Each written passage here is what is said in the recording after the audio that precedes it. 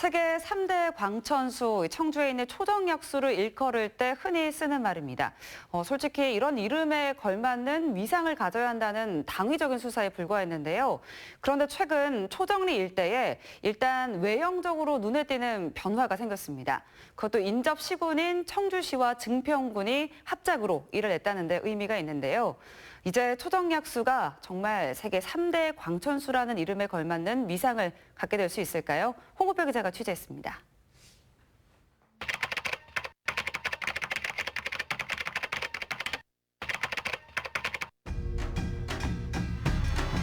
세종대왕이 과연 당시에 얼마나 초정에 머물렀을까?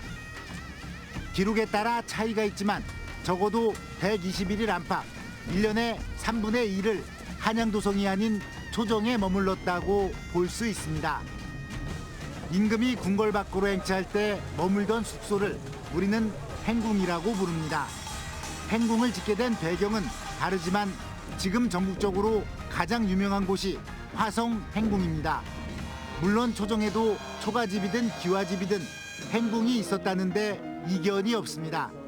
안타깝게 기록으로는 남아있지만 유적은 찾지 못하고 있습니다.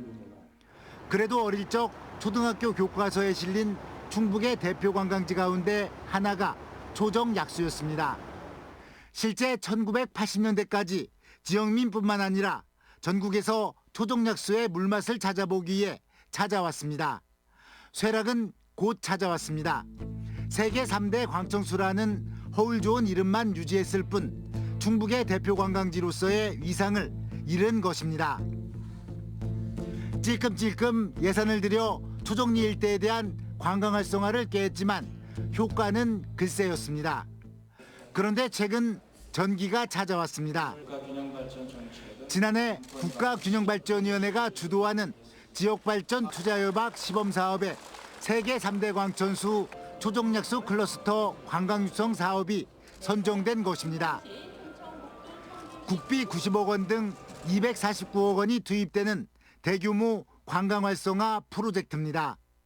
기존의 대부분의 정부에서 지원해주는 국가 사업은 일반적으로 이제 각 중앙 부처에서 탑 다운 방식으로 해서 중앙 부처가 사업 대상과 범위를 정하고 지역에서 그 취지에 맞춰서 이제 사업을 준비하는 그런 사업이 대부분이었거든요. 기존 방식과는 다르게 각 지역에서 실정과 현실에 맞는 그런 사업을 직접 자율적으로 또 주도적으로 신청을 하면 각 부처의 그런 경계를 허물고 포괄적으로 지원해주는 사업이 필요하겠다라는 판단하에 이제 처음으로 2019년도에 지역발전 투자협약 시범 사업을 추진하게 되었습니다. 더 큰 의미는 청주시와 증평군이 합작으로 이뤄낸 성과라는 것입니다.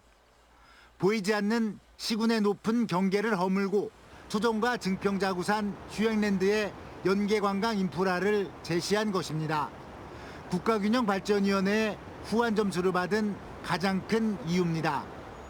청주시와 증평군이 2013년도에 균형발전위원회의 세종대왕 백리길 사업으로 이미 연습을 했었습니다. 그래서 저희들이 이번에도 함께 손을 잡고 지역발전 투자협약 사업에 응모를 하게 됐고 또 최종적으로 전국에서 선정이 됐던 사항입니다. 저희들이 그때 슬로건이 윤리와 초정의 경계선은 지도에만 있다라는 목표를 가지고 나갔었습니다. 그래서 윤리하고 초정의 차이점이라 그러면 초정은 물이잖아요. 초정약수. 그리고 증평은 좌구산이니까 산과 물의 조화를 이루자. 청주는 충청북도의 중심이기도 하지만 북부와 남부를 연결해주는 구심점에 있고 이 초정 광천수와 청주는 충북의 중심이 아니라 이 초정 광천수를 발굴하면 충청북도, 대한민국 그리고 세계의 관광 자원으로 만들 수 있기 때문에 이번 사업에 굉장히 적합하다라는 논리를 저희가 세웠습니다. 청주시는 높은 명성을 갖고 있는 초정약수란 관광지가 있습니다. 그런데 정작 배후 관광 인프라는 부족했습니다. 이른바 체류용 관광지가 아닌 스쳐 지나가는 식도락과 목욕이 전부라 해도 과언이 아니었습니다. 이 단점은 증평군이 메웠습니다. 증평군은 지난 2005년부터 축사가 난립해 있던 윤리와 자구산 일대에 대한 관광 개발을 시작했습니다.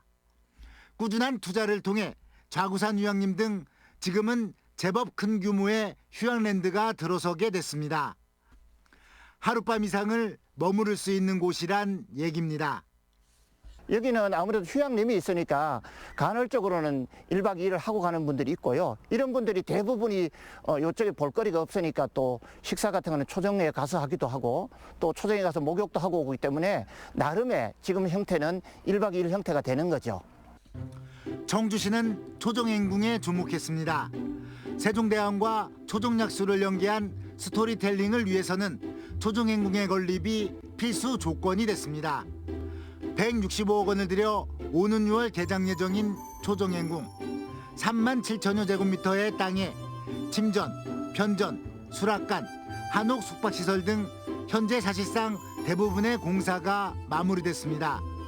고증은 부족했고 예산 부족에 날림 공사라는 비판도 제기됐지만 일단 초정리 일대에 눈에 띄는 변화, 볼거리가 생긴 것은 분명합니다. 한옥 숙박시설이 12실이 이제 들어가고요. 그다음에 초정약수를 활용한 이제 조격 체험이라든지 이제 그 한옥 숙박시설에도 이제 물을 활용해서 목욕도 할 수 있게끔 그렇게 시설을 마련해 놨고요. 그 이후에는 이제 저희가 세종대왕이 왔던 거를 이제 기려서 한글이라든지 과학, 그다음에 음악, 이제 세종대왕과 관련된 다양한 이제 체험 프로그램을 개발해서 이 행궁에서 이제 할 수 있도록 그렇게 준비를 하고 있습니다. 청주시와 증평군의 관광 자원의 성격은 다르지만 목표는 같습니다. 초정의 세종대왕, 증평의 김득신을 내세워 치유문화를 테마로 충북의 대표 관광지로 거듭나겠다는 것입니다. 바로 초정 클러스터. 초정약수와 증평의 자구산 휴양랜드뿐만 아니라 인근의 태교랜드, 오송의 바이오 산업, 청주국제공항, 증평의 에듀팜 특구 등을 아우르는 관광객 유치 전략입니다. 초정약수와 증평의 이 윤리는 하드웨어적으로는 이번 사업으로 저희 마무리될 거로 보거든요. 다만 앞으로 두 양 단체가 더 협력을 해서 공동의 프로그램을 개발하고 또 마케팅을 같이 하고 이런 협력 관계를 유지해야만 이게 지속 가능하다 이렇게 생각을 하고 있습니다. 초정 광천수를 체험하고 관광객들이 누릴 수 있는 치유시설, 하드웨어뿐만 아니라 지역 주민들 주도하에 물 산업으로 발전시킬 수 있는 휴먼웨어, 소프트웨어, 아울러 인근 청주공항으로 들어오는 외국인 관광객, 그리고 청주시가 또 인근에 추진 중인 태교랜드, 그다음에 증평 좌구산까지 아우르는 관광과 관련된 이 일대의 모든 사업을 생각하시면 될 것 같습니다. 이 과정에서 청주시가 주목한 것은 친환경 관광 개발입니다. 환경 파괴를 최대한 피하면서 주민과의 상생을 꾀하겠다는 것입니다. 관리가 되지 못하고 방치가 되어 있다 보니 일부 개인들에 의한 난개발이나 환경 오염들이 이루어지면서 가치가 묻혀져 있었거든요. 그래서 저희는 이번 사업의 포인트를 무조건적인 관광 개발이 아니라 기존의 자연 자원을 되살리는 환경 보전, 그리고 관광 진흥이라는 상생을 통해서 현재 이제 미래 산업으로 떠오르고 있는 관광 중심지로 만들어 보겠다라는 게 저희의 취지였습니다. 인터넷상에서 전국 3대 노잼 도시라는 오명을 안고 있는 청주시. 전국에서 가장 작은 자치단체라는 한계를 안고 있는 증평군. 고개 하나를 두고 청주 초정과 증평 윤리로 갈라지는 이 두 자치단체가 손을 잡고 부르는 관광개발의 하모니가 과연 어디까지 울려 퍼질지 더욱 궁금해지는 대목입니다.